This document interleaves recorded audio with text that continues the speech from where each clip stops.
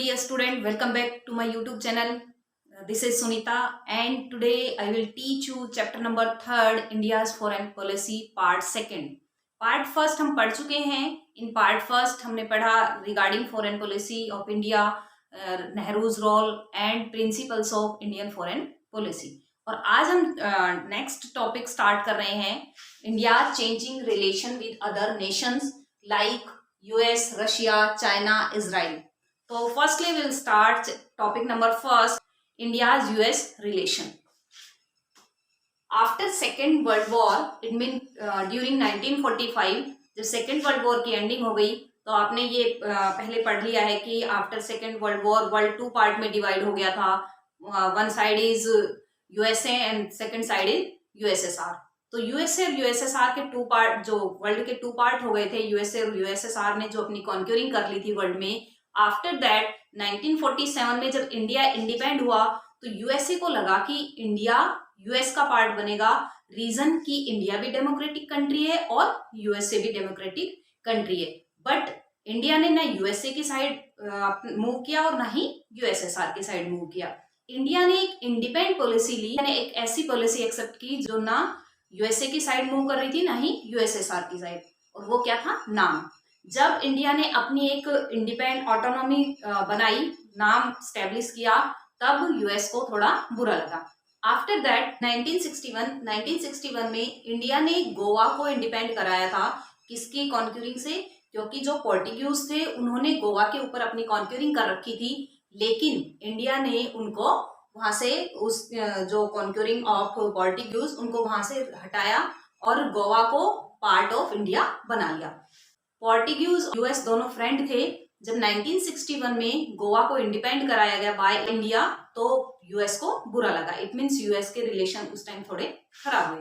Next आता है during 1960s decade, जब इंडिया में फेमाइन हुआ, इट मींस सूखा पड़ा, जिस टाइम बारिश नहीं हुआ, उस टाइम इंडिया की हेल्प की बाय यूएसए. यूएसए ने इंडिया को काफी सपोर्ट किया, जो फूड ग्रेन्स होते हैं वो प्रोवाइड किया.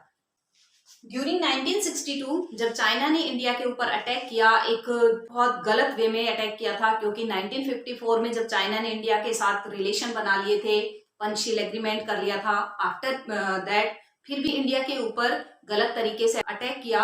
और उस अटैक का, उस वॉर का जो चाइना की साइड से किया गया था, ये यूएसए ने उस टाइम इंडिया को सपोर्ट किया, लेकिन इंडिया उसमें हार गया था. 1962 जब चाइना ने इंडिया के ऊपर अटैक किया, उस टाइम यूएसए ने चाइना को क्रिटिसाइज किया.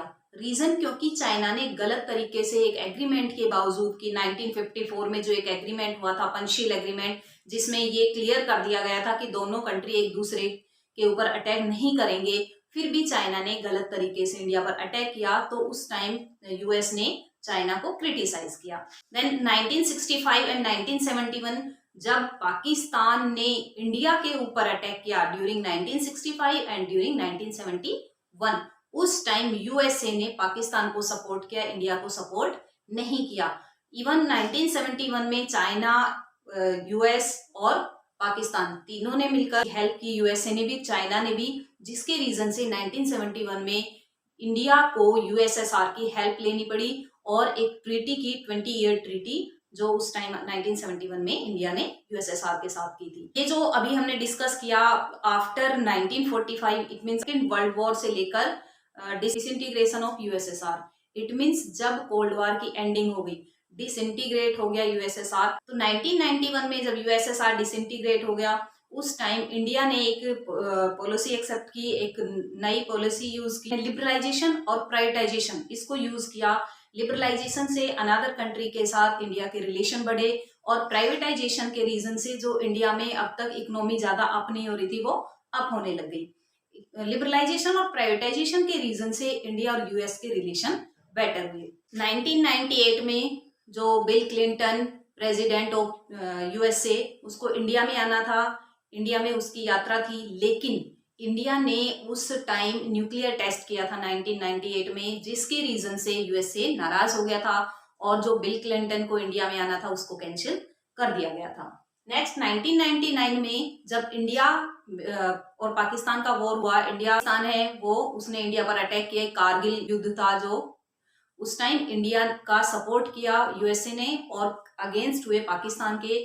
जो 1965 और 71 में जो पाकिस्तान का फुल सपोर्ट था यूएसए, वो 1999 में अगेंस्ट हो गया था।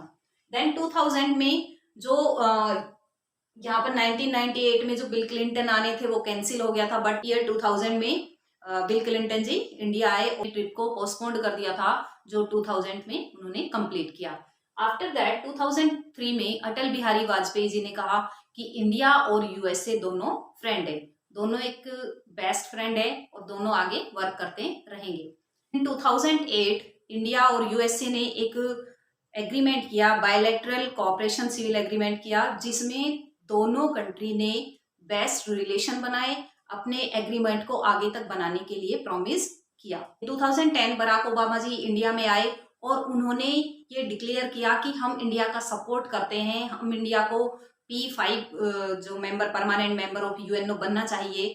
तो इसके पास वो सारी पावर है, इंडिया वो सारी कंडीशंस कंप्लीट करता है, वो कंडीशन फुलफिल करता है, जिससे ये यूएनओ का परमानेंट मेंबर जो सिक्योरिटी काउंसिल है उसका परमानेंट मेंबर बन सकता है। इट मीन्स फुल सपोर्ट किया किसने, यूएसए ने इंडिया को परमानेंट मेंबर बनने के लिए। देन 2014 में जब नरेंद्र मोदी जी ने यूएसए के ट्रिप पर गए, तो वहां पर जाने के बाद इंडिया और यूएसए के रिलेशन और ज्यादा बेटर हो गए।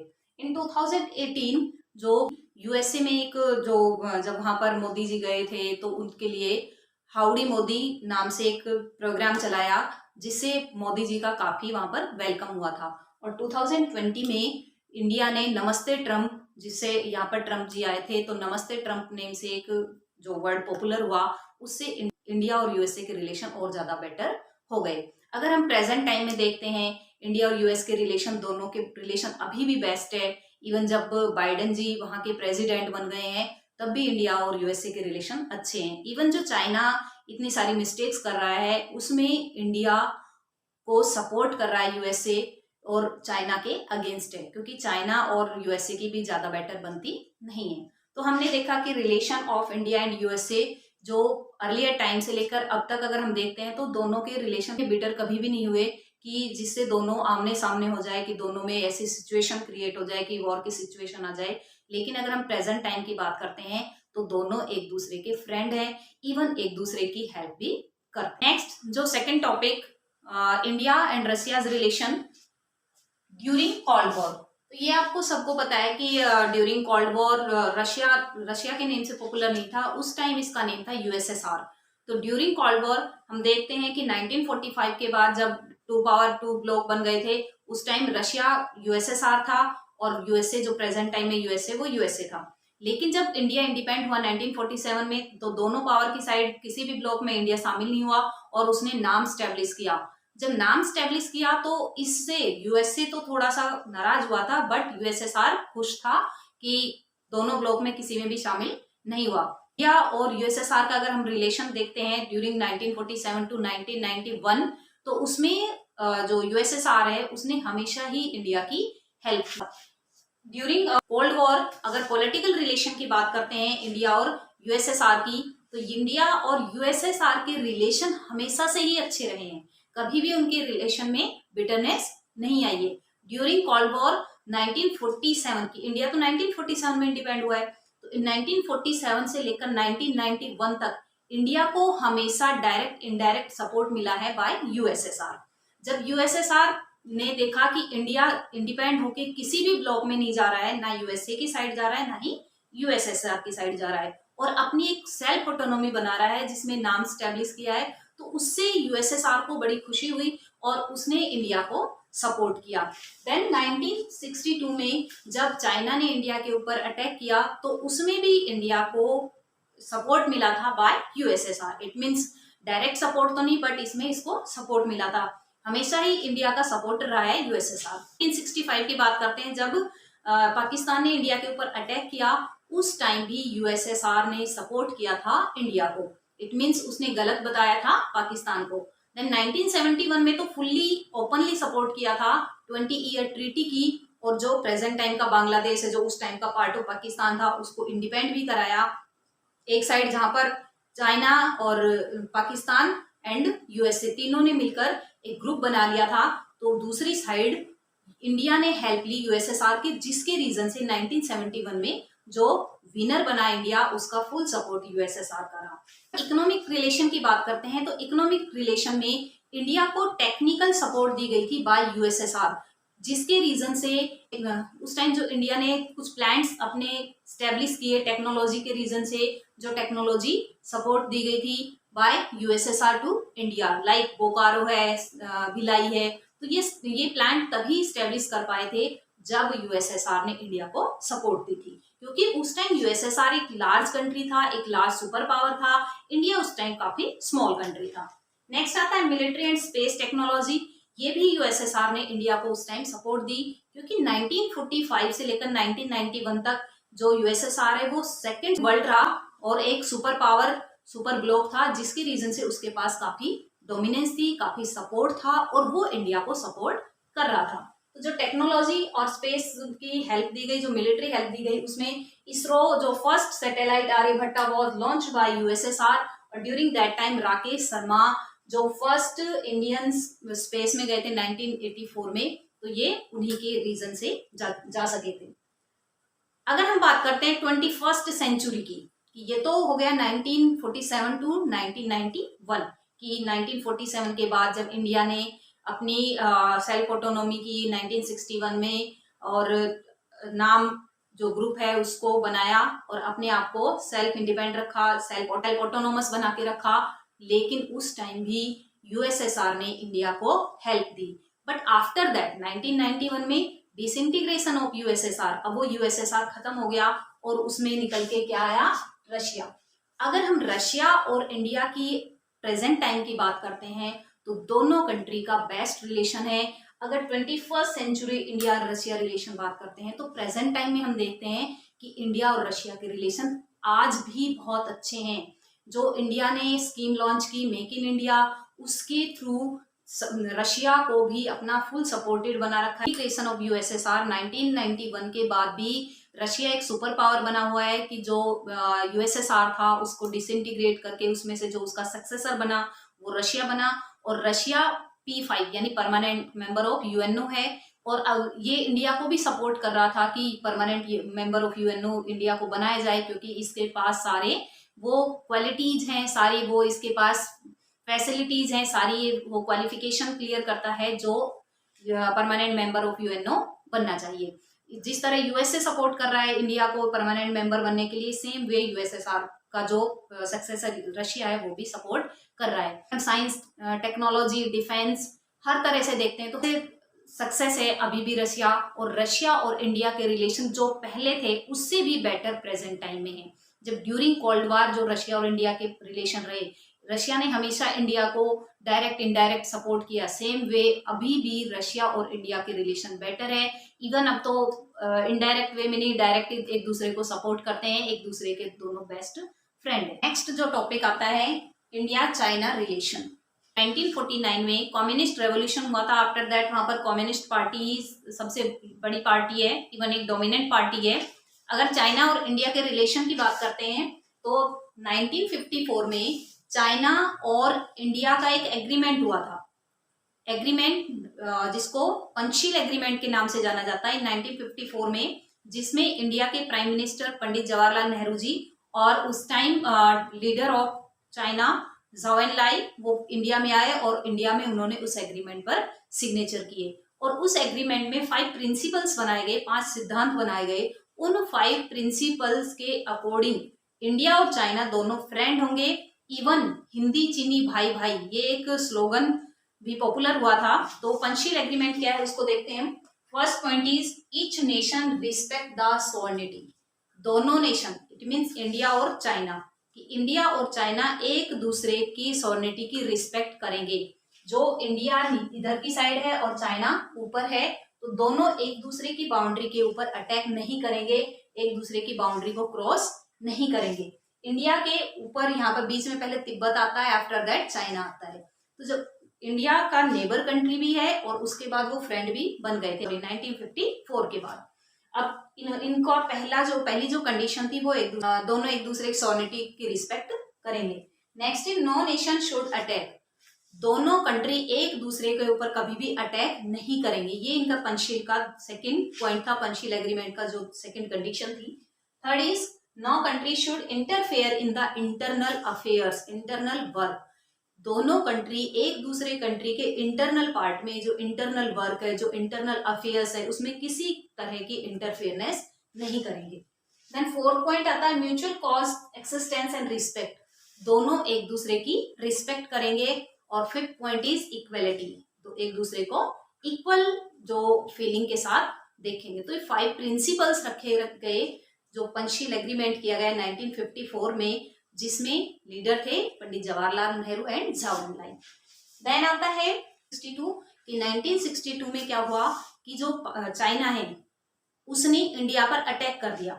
इंडिया पर अटैक क्यों किया? क्योंकि तिब्बत इशू, तिब्बत चाइना और इंडिया के बीच के एक पार्ट था, इट मीन्स एक बफर जोन का वर्क करता था दोनों के बीच में। इंडिया बेफिक्र हो गया, इंडिया ने पंचशील एग्रीमेंट करने के बाद एकदम फ्री हो गया, ये तो हमारा दोस्त है, कभी भी हमारे ऊपर अटैक कर ही नहीं सकता। जबकि जो हमारे पंडित जवाहरलाल नेहरू जी थे वो तो इतने रिलैक्स हो चुके थे, और जो हमारे होम मिनिस्टर थे उस टाइम सरदार वल्लभ भाई पटेल जी, वो बार बार ये अवेयर करते थे पंडित जवाहरलाल नेहरू को कि चाइना कभी भी धोखे से अटैक कर सकता है, लेकिन पंडित जवाहरलाल नेहरू इस बात मानने को रेडी नहीं थे। ऐसा ही हुआ और चाइना ने इंडिया पर अटैक कर दिया कि जो तिब्बत है उसके ऊपर चाइना गलत तरीके से अपनी कॉन्क्यूरिंग कर रहा था। जो तिब्बत वाले पर्सन थे, जो तिब्बत के स्पिरिचुअल लीडर थे दलाई लामा, उन्होंने इंडिया से हेल्प मांगी, इवन वो इंडिया में उन्होंने शरण भी ले ली। तो इंडिया ने जो इंडिया के लीडर्स थे उन्होंने दलाई लामा और उसके जितने भी फॉलोअर्स थे उनको एक हिमाचल प्रदेश में धर्मशाला नाम की जगह, वहां पर उनको रख दिया। तो जैसे यहाँ पर दलाई लामा को रखा गया, उधर चाइना एग्रेसिव हो गया कि इंडिया इंटरफेयर कर रहा है इंटरनल अफेयर में, और उन्होंने चाइना वालों ने इंडिया पर अटैक कर दिया 1962 में। इवन चाइना वाले जो हमारा हिमाचल प्रदेश का पार्ट है उसको भी कहते हैं ये हमारा पार्ट है, कि ये जो हिमाचल प्रदेश का हिस्सा है ये हमारा है। और वो जो 1962 में अटैक किया इंडिया के ऊपर, इंडिया ने उस टाइम लापरवाही कर रखी थी, इंडिया के लीडर बहुत ज्यादा उस टाइम बेफिक्र थे, एकदम निश्चिंत थे कि चाइना तो कभी अटैक कर ही नहीं सकता। और उन्होंने उस बाउंड्री पर जो इंडिया की आर्मी थी वो चाइना की बाउंड्री के पास पैरामिलिट्री यानी कि ऐसी आर्मी वहां पर लगा रखी थी जो बहुत ही कम लोग वहां पर थे, और जिसकी रीजन से इंडिया की इस वॉर में हार हो गई, जो एक बहुत ही शर्मनाक हार थी उस टाइम। जो 1962 में इंडिया की हार हुई उस टाइम किस तरह का इम्पैक्ट हुआ, क्या कॉन्सिक्वेंसेस रही इंडिया चाइना वॉर की? तो फर्स्ट कॉन्सिक्वेंसेस में आता है कि इससे इंडिया की इमेज काफी खराब हुई। इवन जो पंडित जवाहरलाल नेहरू जी थे उनकी इमेज भी बहुत खराब हुई। पंडित जवाहरलाल नेहरू जी ने अपने टाइम में एक ऐसा वॉर देख लिया था जिसमें उनकी हार हो चुकी थी। सेकेंड पॉइंट आता the impact on the Congress party. Congress party की भी जो इमेज थी वो काफी बेकार हो चुकी थी। इवन जो फॉरेन मिनिस्टर कृष्ण मेनन जी, उन्होंने रिजाइन कर दिया, बहुत सारे मिनिस्टर्स ने रिजाइन कर दिया था कि उनको ये लग रहा था कि इस पार्टी में रहेंगे यानी कि इस लीडर के साथ वर्क करेंगे तो अच्छा नहीं रहेगा। देन आता है the impact of communist party. अब जो ये कम्युनिस्ट पार्टी थी उस टाइम एक पार्टी थी, बट दैट टाइम 1964 में इसके 2 पार्ट हो गए, एक CPIM और एक CPI बन गई, यानी कम्युनिस्ट पार्टी ऑफ इंडिया और मार्क्सिस्ट कम्युनिस्ट पार्टी। तो ये 2 पार्ट बन गए। इसके 2 पार्ट बनने के रीजन थे कि एक जो मार्क्सिस्ट, जो कार्ल मार्क्स के आइडियाज को फॉलो करते थे, और दूसरे जो पहले जो पार्टी थी उसको फॉलो करते थे। तो ये सारे कॉन्सिक्वेंसेज रही उस टाइम की जब इंडिया और चाइना का वॉर हुआ। अगर हम 2017 की बात करें कि 2017 में जो डोकलाम एरिया में कौन कौन से आते हैं? इंडिया, चाइना और भूटान। तो ये डोकलाम एरिया में चाइना ने सड़क बनाने का काम स्टार्ट कर दिया। तो इंडिया ने भूटान के कहने पे, यानी भूटान ने कहा कि ये सड़क गलत बना रहे हैं, यानी कि भूटान को इससे लॉस होने वाला था। तो इससे भूटान की हेल्प की इंडिया ने, भूटान ने इंडिया से हेल्प मांगी और इंडिया ने उनको हेल्प दी, और वहां पर डोकलाम में कोई सड़क नहीं बनने दी। अगर हम प्रेजेंट टाइम में भी देखते हैं कि चाइना किस तरह से एक गलत बिहेव करता है हर कंट्री के साथ। चाइना की ऐसी पॉलिसीज जो उसने अपने बारे में ही सोचता है, अनदर कंट्री के बारे में नहीं सोचता है, ओनली अपनी प्रोग्रेस के बारे में, अपनी ही डेवलपमेंट के बारे में ही सोचता है। जो चाइना कभी एक बिल्कुल डिग्रेड कंट्री था, जो बिल्कुल ही डिप्रेस कंट्री था, उनके पास कुछ नहीं था, बट उन्होंने 1978 में जो एक पॉलिसी एक्सेप्ट कर ली थी, ओपन डोर पॉलिसी, और उसमें उन्होंने अपने कंट्री को इतना प्रोग्रेसिव कंट्री बना लिया, इवन एक ड्रैगन कंट्री भी बन गया था।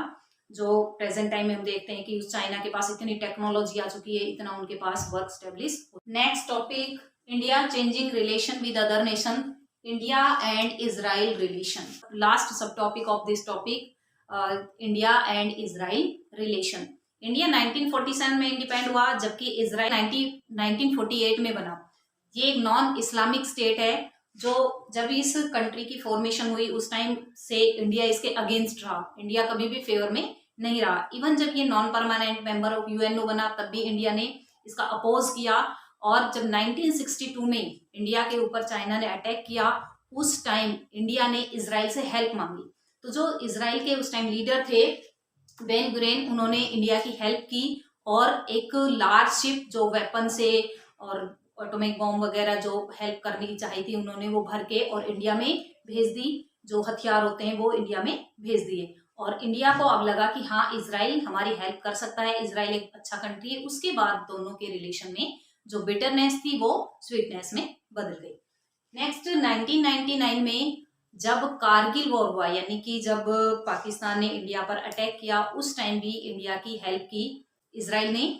देन 2017 में, क्योंकि प्रेजेंट टाइम का जो सिनेरियो देखते हैं, प्रेजेंट टाइम में देखते हैं, तो इंडिया और इजराइल के रिलेशन काफी बेस्ट है। 2017 में नरेंद्र मोदी जी इजराइल गए और उसके बाद उनके रिलेशन में और ज्यादा मधुरता आ गई। 2018 में जो इजराइल के prime minister Benjamin Netanyahu India आए, और उसके बाद दोनों के रिलेशन जो अब तक इतने बेटर नहीं थे, वो और ज्यादा बेटर हो गए। अगर हम प्रेजेंट टाइम की बात करते हैं, तो प्रेजेंट टाइम में भी इंडिया और इजराइल के रिलेशन बहुत ज्यादा अच्छे बने हुए। इवन जो कोविड-19 चल रहा है, इस पेंडेमिक सिचुएशन में इजराइल इंडिया को काफी हेल्प दे रहा है। तो स्टूडेंट्स, आज हमने इस टॉपिक में इंडिया के अदर कंट्री के साथ रिलेशन के बारे में पढ़ा, और इसमें जो Russia, China, USA and Israel, इन चारों कंट्रीज के रिलेशन के बारे में पढ़ा कि अर्लियर टाइम में कैसे रिलेशन थे और प्रेजेंट टाइम में इनके रिलेशन कैसे हैं। तो इस टॉपिक में, यानी कि ये पार्ट नंबर 2 है, उसमें ओनली यही टॉपिक करेंगे। अब इसके जो आपका रह गया कि नेबर कंट्री के साथ रिलेशन एंड न्यूक्लियर प्रोग्राम के रिगार्डिंग, वो आपकी नेक्स्ट वीडियो में बनाऊंगी। तब तक के लिए ओके, बाय, टेक केयर।